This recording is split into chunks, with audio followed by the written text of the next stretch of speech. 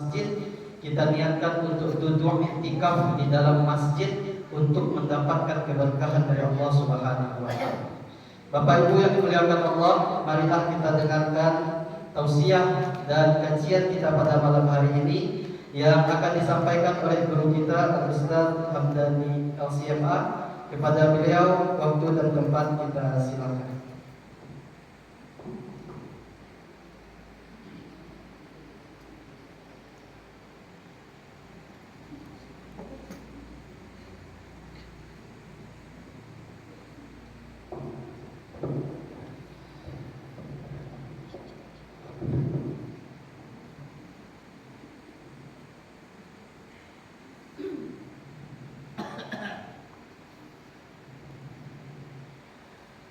أحييكم جميعا بتحية الإسلام الخالدة. السلام عليكم ورحمة الله وبركاته.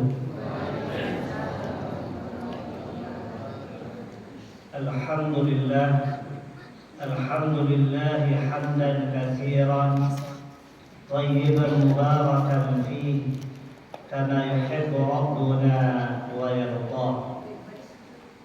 أشهد أن لا إله إلا الله وحده لا شريك له، وأشهد أن محمدا عبده ورسوله الذي أدى الأمانة وبلغ الرسالة ونصح الأمة وكشف الله به الغمة وجاهد في الله حق جهاده وتركنا على محجة البيضاء وعلى الطريقة الواضحة الغراء ليلها كنهارها لا يزيغ عنها إلا هالك.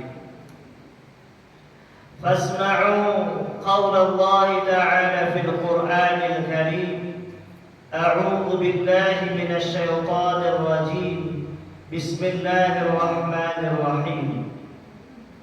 إنا أعطيناك الكوثر فصل لربك وانحر إن شانئك هو الأبتر.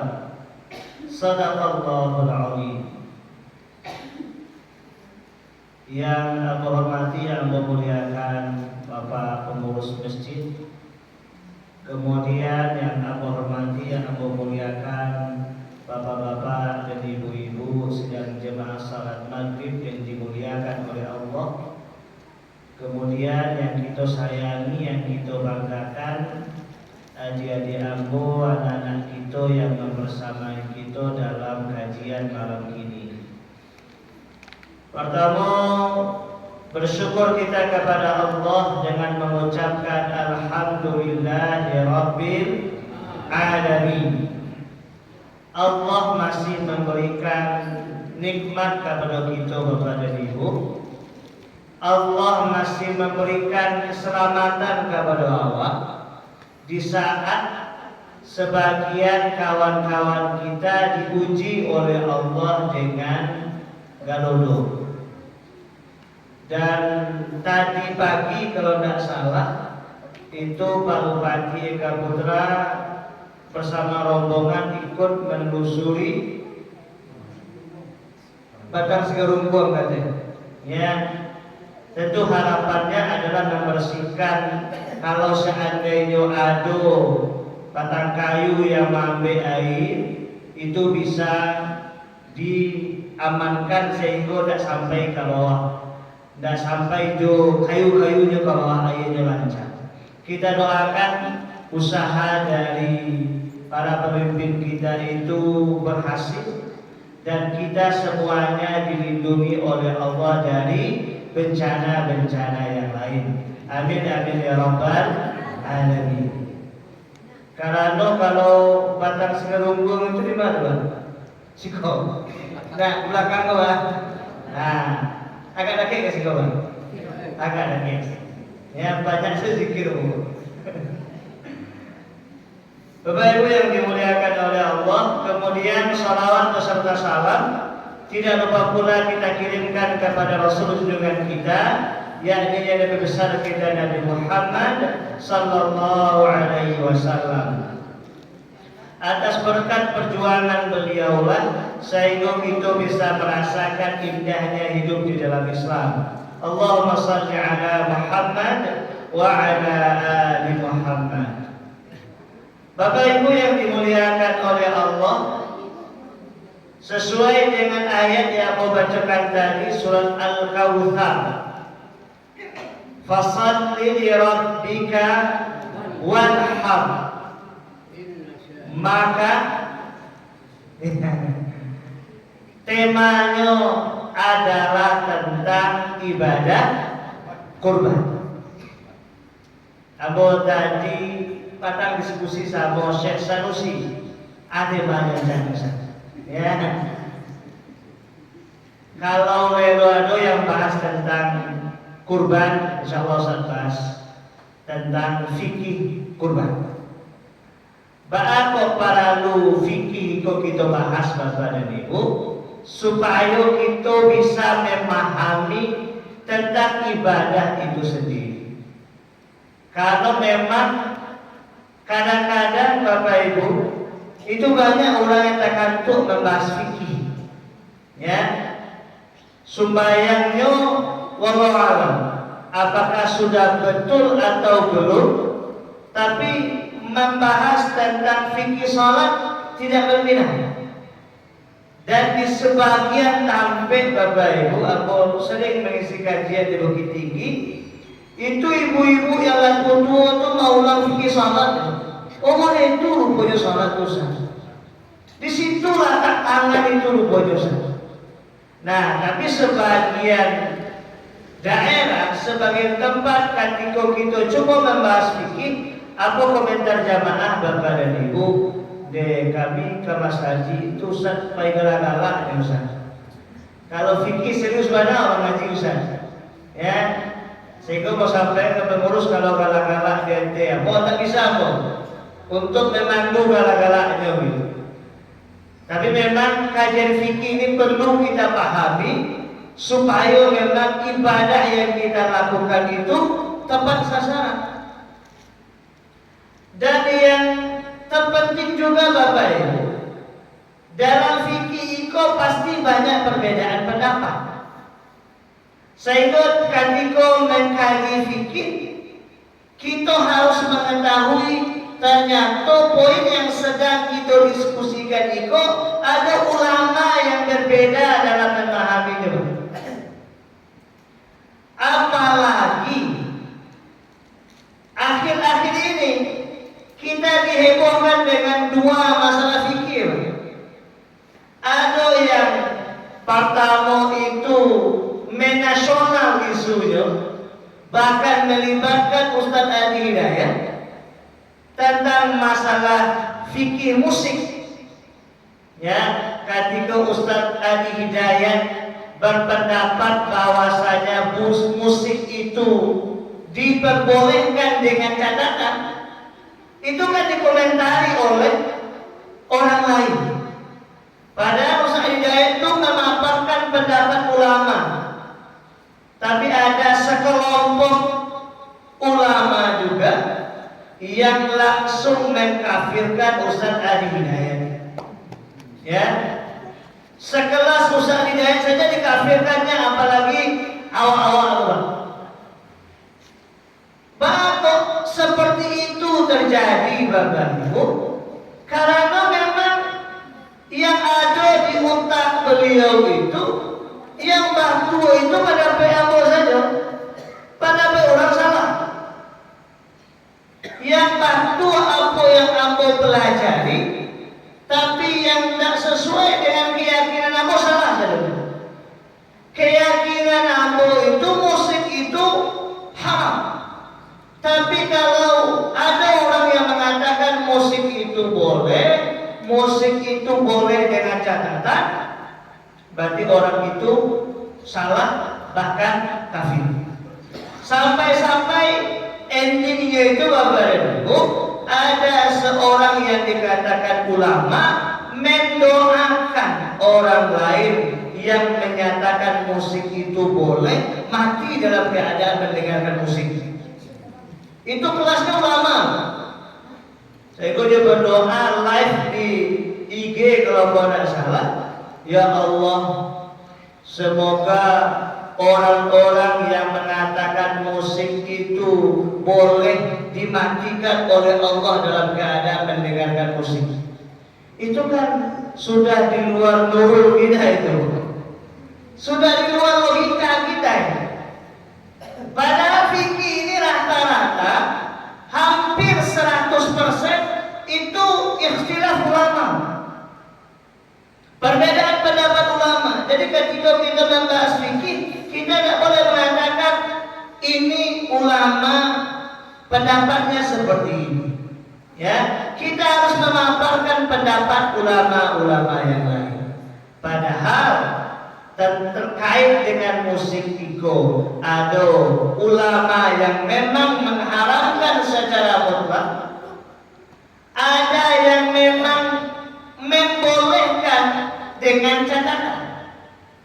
Jadi ada yang berpendapat musik itu boleh kalau 1, 2, 3, tapi jangan diharamkan semuanya. Ya, susah kita nanti Bapak Ibu kalau seandainya semua musik kita haramkan. Jo bunyi-bunyi HP nanti salah. Bahwa pokoknya itu kalau ada musik di situ, ya. Nah, itu isu pertama yang terkait dengan musik. Tidak sama saya. Isu kedua terkait fikih juga. Itu kelasnya kelas Sumatera Barat. Ya. Terkait dengan seorang Ustadz kondang di Sumatera Barat ini yang mengatakan tahlil boleh tapi tahlilan tidak ada. Ya, membaca Al-Fatihah boleh tapi mengirimkan membacakan Al-Fatihah otomatis tidak boleh. Yasin, baca Yasin boleh, Yasinan tidak ada. Nah, itu kan kontroversi juga jadinya. Padahal ulama berbeda pendapat juga tentang hal ini. Apakah itu kan poinnya mengirim pahala saudara.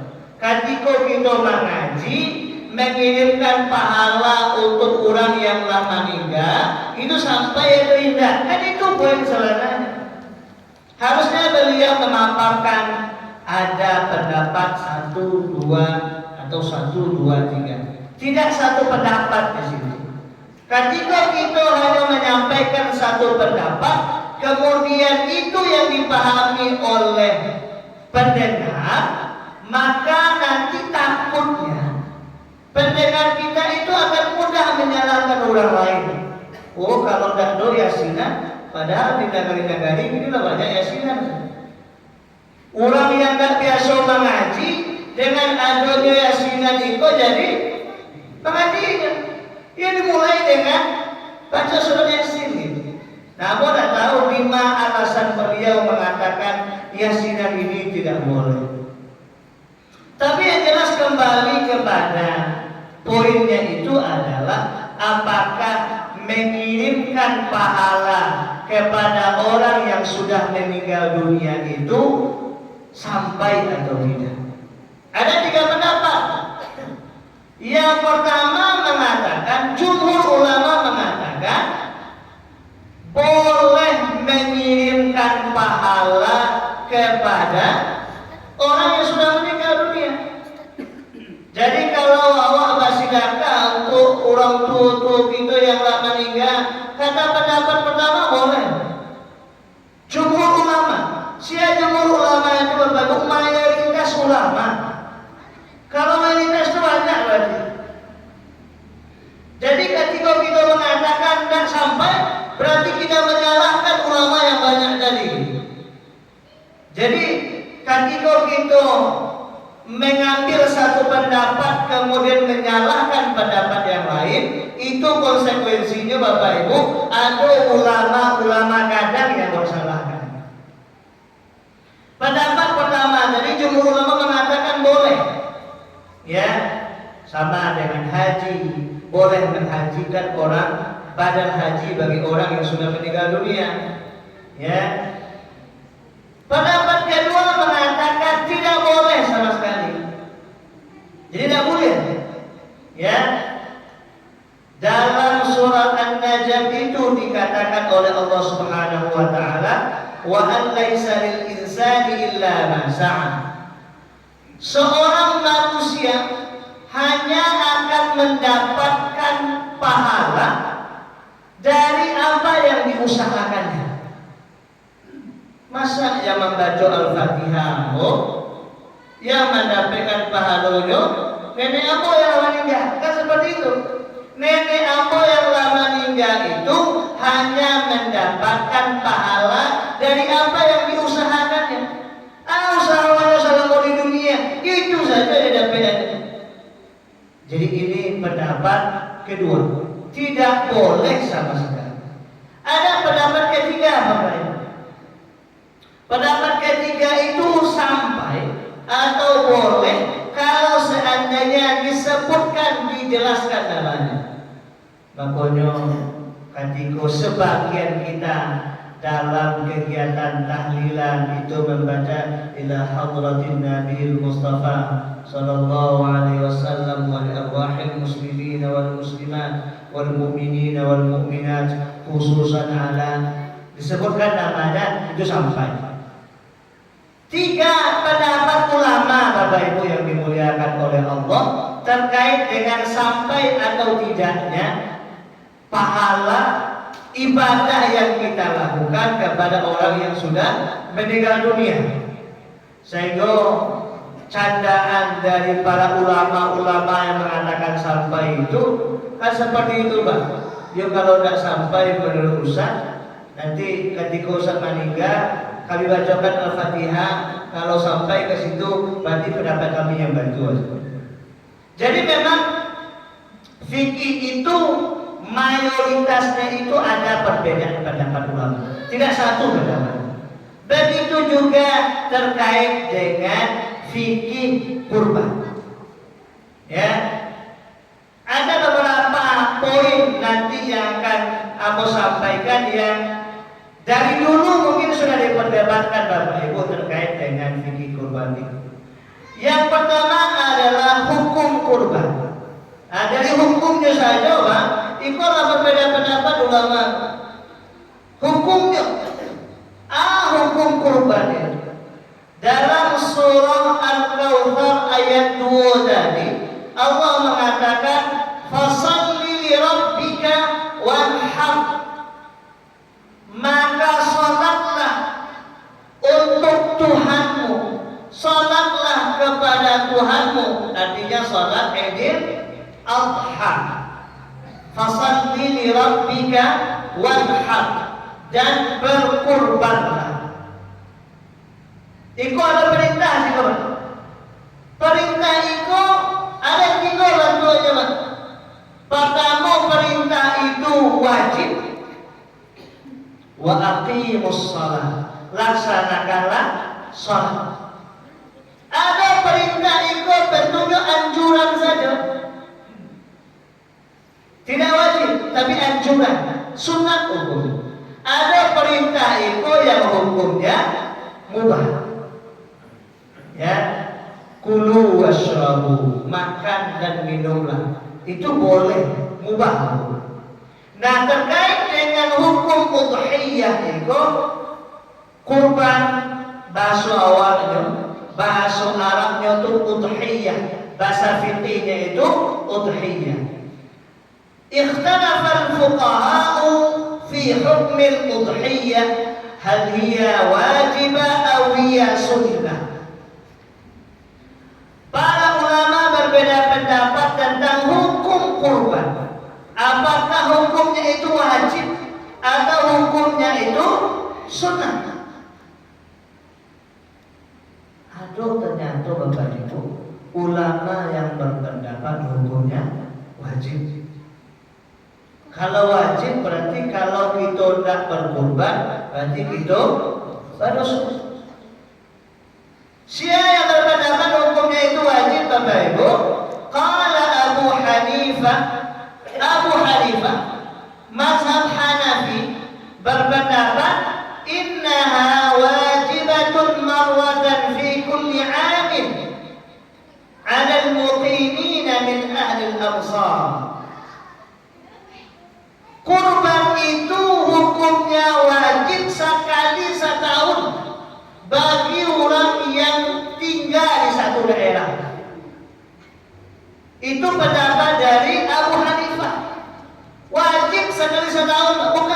semua ini sekali setahun wajibnya.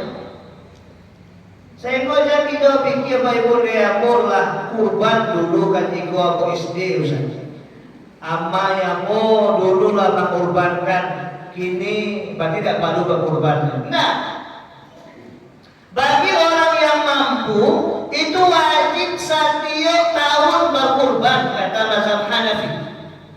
Kata Abu Hanifah, Imam Hanafi ini. Wa qala ghairul Hanafiyah, selain mazhab Hanafi, selain Abu Hanifah berpendapat innaha sunnatun muakkadah. Hukumnya itu sunnah muakkad. Wa yukrahu tarkuha lil qadir 'alaiha. Dan makruh hukumnya tidak berkurban bagi orang yang punya piti. Mampunya berkurban tapi dia tidak berkurban, maka makruh hukumnya. Maka Abu Hanifah tadi mengatakan wajib Bapak Ibu. Di mana dari Ustaz? Selama kami tahu kurban itu hukumnya sunnah. Ada hadis Bapak Ibu yang dimuliakan oleh Allah yang diriwayatkan dari Abu Hurairah. Kata Abu Hurairah, qala Rasulullah sallallahu alaihi wasallam, man wajada sa'atan falam yudhi fala yaqrabanna musallana. Siapa yang punya kelebihan rezeki, siapa yang punya kelebihan harta, siapa yang punya kelapangan rezeki, falam yudhi, namun inyo tidak berkurban, fala yaqrabanna musallana, maka jangan sekali-kali dia mendekati masjid kami. Oh, kok boleh itu kami tidak usah sama sendiri Ustaz. Kok boleh itu ada Ustaz. Maka sudah sehingga Bapak Ibu, fala yaqrabanna musallana, itu maksudnya adalah tidak usah inyo supaya Idul Adha orang itu. Jadi musallana itu tidak usah inyo mandake sampai kami supaya Idul Adha. Dan kata-kata fala yaqrabanna musallana itu kalau dalam bahasa Arab namanya taukid, ada penekanan di situ. Ya. Jadi coba waktu untuk berpikir-pikir berkorban itu ada anak balik hari Bapak Ibu. Ya, coba kita cari-cari mana kira-kira kita punya kelapangan atau tidak. Kalau ada kelapangan, berarti wajib hukumnya kata Abu Hanifah, Imam Hanafi. Oh, kami ambil pendapat yang lain saja Ustaz. Makruh, dibenci kita kalau kita tidak berkorban. Pendapat kedua tadi mengatakan hukumnya sunnah muakkad. Levelnya sunnah muakkad, seketek di bawah wajib. Kalau wajib itu tidak kita karajuan, kita berdosa. Tapi kalau sunat muakkad tidak kita karajuan, kita dibenci. Nah, jadi kadang-kadang kita salah dalam memahami sunnah. Itu sunnah Ustaz. Itu wajib Ustaz, wajib sesuatu yang berdosa ketika ditinggalkan, mendapat pahala ketika dikerjakan. Itu sunat mendapat pahala ketika dikerjakan, tidak apa-apa ketika ditinggalkan. Sunat itu bukan tidak apa-apa ketika ditinggalkan, rugi kalau ditinggalkan. Kalau cuma sekedar rugi, mungkin tidak terlalu masalah. Tapi yang jadi masalah itu adalah dibenci. Jadi saketik saja di bawah wajib. Apapun tak, ulama lain mengatakan hukum kurban itu sunat muakkad tak wajib. Padahal ada hadis tadi yang mengatakan wajib. Dalam hadis di dalam hadis Ibnu Abbas, Rasulullah Shallallahu Alaihi Wasallam bersabda, "Salatun hunna alayya faraid, wa hunna lakum tatawwu." Kata Nabi, ada 3 ibadah untuk ambo wajib, untuk kalian sunat. Kata Nabi itu, ada 3 ibadah untuk ambo wajib, untuk kalian sunat. Atau 3 ibadah. Yang pertama adalah al-witr, salat witir. Salat witir itu bagi Nabi wajib hukumnya Bapak. Yang kedua wan-nahar. Nahar itu kurban. Biasa jadi beda kurban. Tidak ada kek di situ. Kurban. Ya. Mau takutnya Sanusi, anak-anaknya tidak dibedakan, tapi guru dibedakan dibedakan. Tidak baca anak-anak Ustaz. Yang ketiga adalah salat duha. Ya, salat duha. Jadi 3 itu untuk Nabi wajib, untuk kita sunat salat witir, kurban, salat duha. Tapi Ustaz, kami banyak ada utang Ustaz. Kamu itu dulu. Bagi kita yang berhutang kepada lagi, wajib juga Ustaz. Kalau saat ini kok lato-lato sudah berhutang seribu, ya. Dan mohon maaf loh, ya, dari petani sampai pejabat utang lato-lato gitu. Ya, ada yang memang hutangnya sekali sebulan dibayarnya, ya. Hutang itu tidak menggugurkan kewajiban itu. Kalau seandainya hutangnya itu tidak jatuh tempo. Nah, tapi kalau hutangnya jatuh tempo sampai di hari-hari itu, maka baru hutangnya itu menggugurkan kewajiban itu. Yo ba'al Ustaz kurang katibu menjemput binti Ustaz. 20 juta binti yang kamu cari Ustaz. Iko baru ada 10 juta. Kalau kondisinya seperti itu, menggugurkan kewajiban tadi. Kalau kita ambil pendapat Abu Hanifah. Cuma kan masalahnya gini Bapak Ibu yang dimuliakan oleh Allah, hutang iko sudah sistemik hutang itu, sehingga dibayarnya sampai bilo kita tunggu kita dapat hutang. Kadang-kadang kita dapat hutang 50 tahun begitu. Ada tuh 50 tahun lagi gitu. Nanti lah selesai pula hutang 50 tahun tuh masih ada yang mau tambah agak 10 tahun lagi. Lagi apa pensiun gitu. Bilo kita ke kurban Pak. Ya. Jadi hutang itu tidak menggugurkan kewajiban kurban. Kalau kita ambil mazhab Hanafi dari Abu Hanifah. Jadi hutang tidak menjadi alasan untuk gugurnya anjuran kurban. Jadi kalau ibu-ibu bapak berhutang, maka jangan dijadikan alasan untuk tidak berkurban. Tapi kalau seandainya memang jatuh tempo kurban itu di hari-hari itu, maka memang kurban tadi menggugurkan. Ya bahala ya. Tapi tentulah 1 tahun Bapak Ibu. Kalau jatuh temponya di hari itu, berarti tahun depan dah. Tahun depan kalau ada rezeki gitu berkurban. Nah, di zaman dulu itu Bapak Ibu, ada orang yang mensiasati supaya hutang iko jatuhnya pas hari kewajiban itu Pak. Iko sering bahasanya Bapak Ibu dalam fikih zakat. Setahun inyo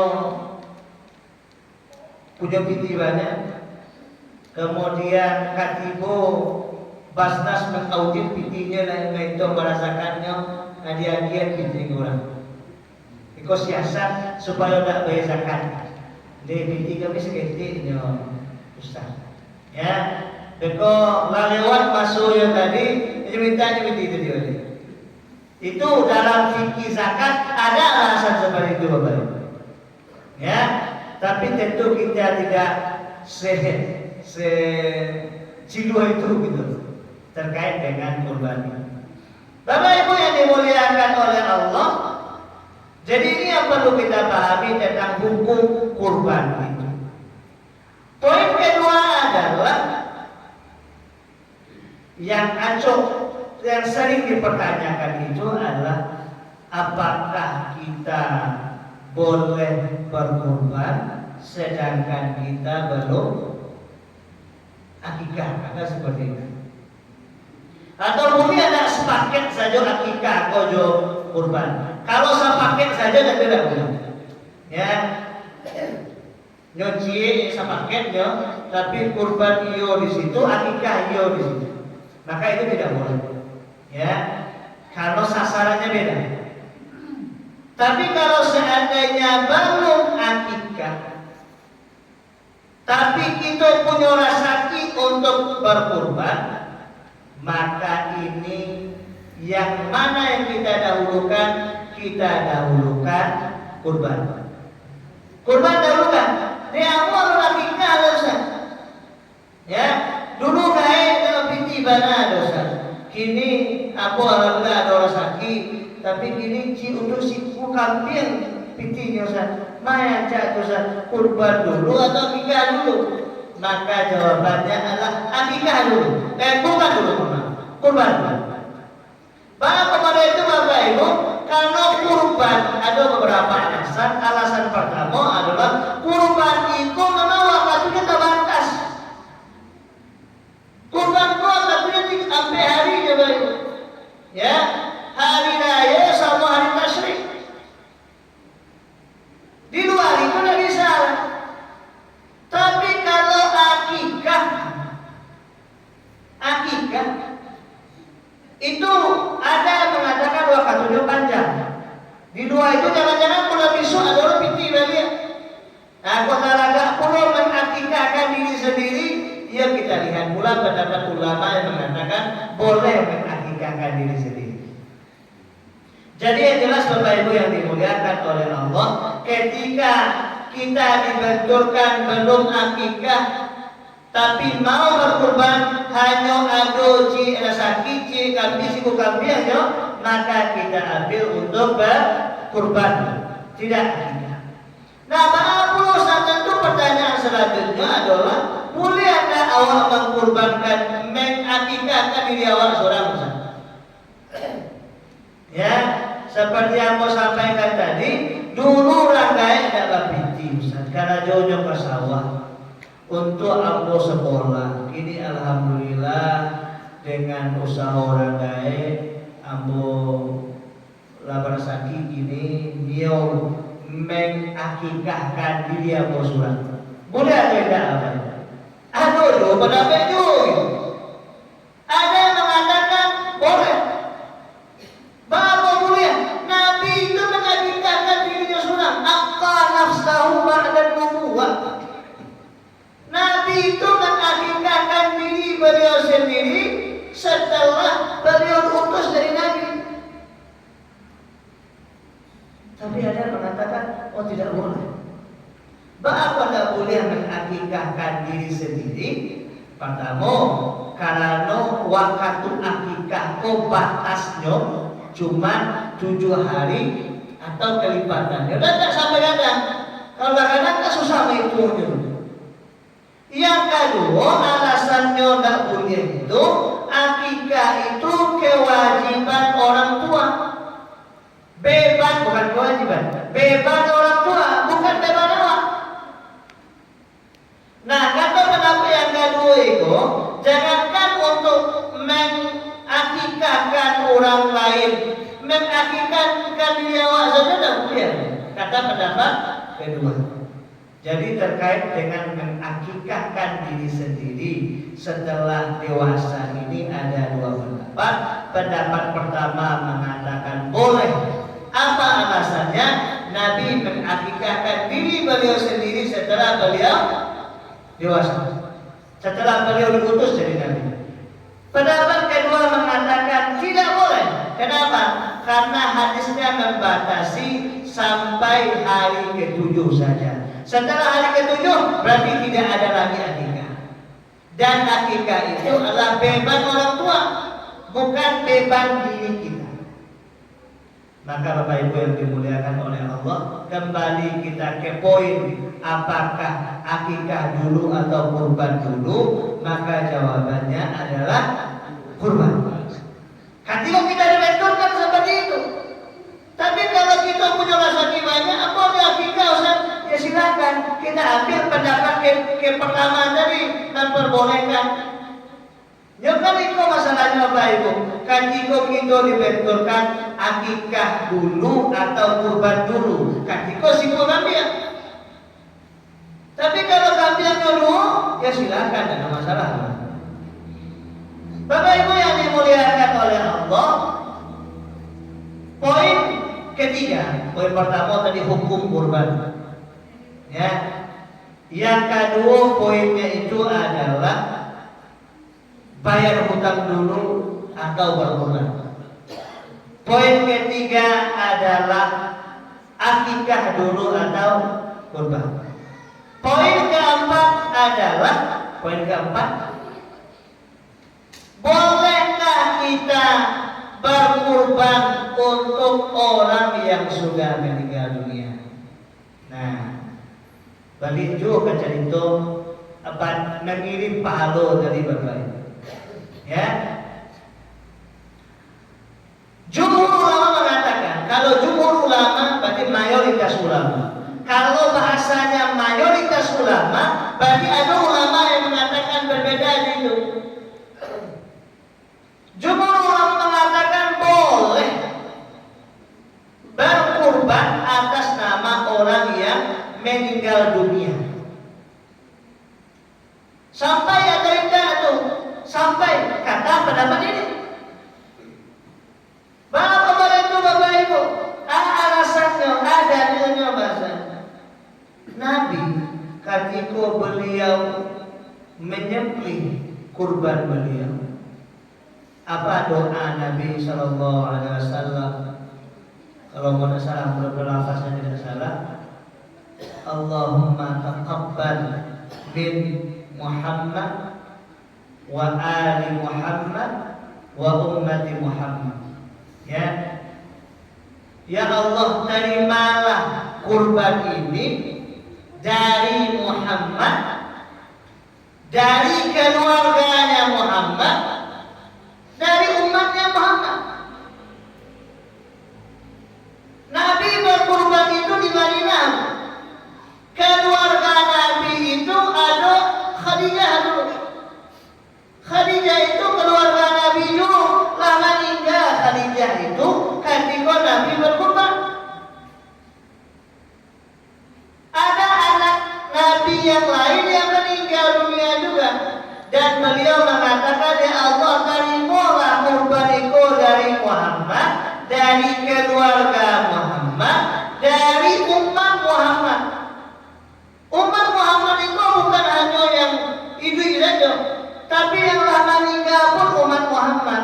Artinya Bapak Ibu, berarti Rasulullah Sallallahu Alaihi Wasallam itu mendoakan kurban itu juga untuk semua keluarga dan semua umat Nabi Muhammad, baik yang masih hidup atau yang sudah meninggal dunia.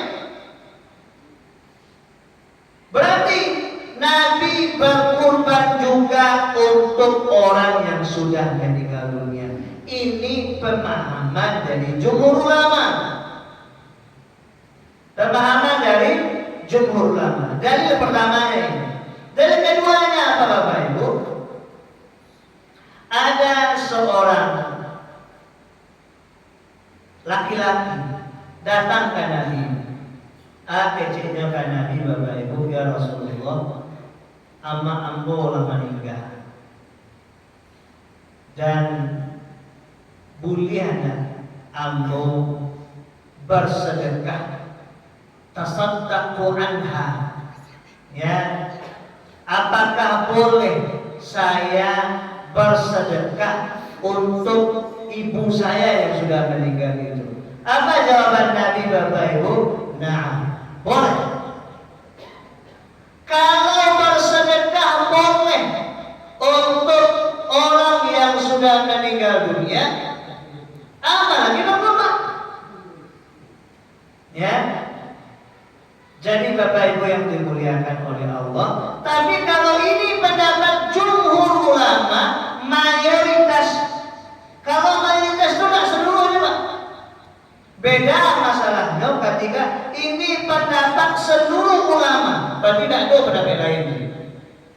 Kalau bahasanya ini pendapat mayoritas ulama, berarti ada pendapat lain yang mengatakan tidak boleh. Alasan mengatakan tidak boleh, ya sama Bapak Ibu. Surah An-Najm tadi, wa laisa lil insani illa ma sa'a. Seseorang itu hanya akan dapat pahala dari apa yang diusahakannya. Iko kurban, iko usaha ambo. Masa ya dapat pahala nenek ambo yang meninggal? Kan seperti itu. Ini poin keempat, Bapak Ibu yang dimuliakan oleh Allah. Poin yang kelima adalah itu terkait dengan, tapi apa yang kita sudah dibahas dari dulu-dulu. Apalagi ketika ceramah Buya Musrizal Ghazahar yang melarang menjual kulit kurban, ya itu viral beberapa tahun yang lalu, sehingga bagus juga Iko bisa meluruskannya. Apakah boleh menjual kulit jawi, kulit sapi yang kita kurbankan itu? Padahal ada hadisnya Bapak Ibu. Apa nih hadisnya Bapak Ibu yang dimuliakan oleh Allah? Akhrajahul Hakim. Sebagaimana hadis yang diriwayatkan oleh Al-Hakim, Nabi SAW bersabda, "Man ba'a jilda udhiyati fala udhiyatana." Man ba'a sianan menjual jilda udhiyatihi, kulit hewan kurbannya, fala udhiyatana, maka dia dianggap tidak berkurban. Itu hadis itu. Dulu aku menjualnya Ustaz. Man ba'jilda udhiyati fala udhiyata. Sianan menjual kulit kurbannya, maka inyo tak dianggap berkurban. Tapi nama jual panitia Ustaz. Ya. Nah, yang Bapak Ibu yang dimuliakan oleh Allah, nanti larang menjual risiko itu orang yang berkurban itu menjual. Bukan panitia. Mohon maaf kalau saya ada salah, aku nanti memahami. Ya. Yang dilarang menjual itu ambo berkurban risiko jawi. Kemudian kulitnya ambil. Ambo jual kulitnya, pitinya ambo. Itu tidak boleh. Itu yang tidak boleh itu sebenarnya. Mudah-mudahan aku tidak salah dalam memahami. Ya, walaupun tetap ada yang tekstual memahami. Jadi ada juga Bapak Ibu, ada yang tekstual. Yaitu kecil hadis, berarti tidak boleh dijual. Tapi ada peluang sebenarnya. Yang dilarang oleh hadis ini menjualnya adalah pemilik kurban itu dan pitinya itu. Kalau panitia model orang berkurban di rumah. Kalau gini kan rata-rata orang di Mas Haji. Kalau dulu mau jadi orang berkurbannya di rumah. Rumah ada, ya. Kemudian kalau panitia ada panitia, itu tidak mungkin lo awak mencatat di kulit dari itu. Ya. Tapi kalau kita berkurban di rumah, maka kulitnya itu tidak boleh kita jual. Pitinya untuk itu seperti itu. Tapi kalau seandainya kita jual kulitnya itu, kemudian kita agen pitinya kepada orang yang berhak menerima kurban tadi, kalau menurut aku pribadi itu diperbolehkan, pemahaman aku dari hadis itu. Daripada kita potong-potong kulitnya, diagen kamu, mau di mana aja? Bagaimana itu? Dia tidak pandai kami mengolah itu. Ya, raso-rasonya raso makan tapi aku sama sini. Rasakan pulau kita membawa pulang rumput, tapi ada separuh kulit saja di sini. Tentu tidak bermanfaat jadinya. Lebih bermanfaat dijual, kemudian pitinya kita agen kepada orang yang berhak menerima kurban. Jadi pemahaman hadis ini seperti itu. Begitu juga dengan kepanitiaan Bapak Ibu yang dimuliakan oleh Allah. Dijual kulitnya tadi, kemudian pitinya dibagikan. Pitinya tidak boleh cuma saja. Ya, maka mohon maaf mau sampaikan, kepanitiaan kurban itu memang agak balik itu sebenarnya. Agak baliknya kadang-kadang pertanggungjawabannya kalau kita salah-salah dalam mengelola piti, dampaknya berbahaya.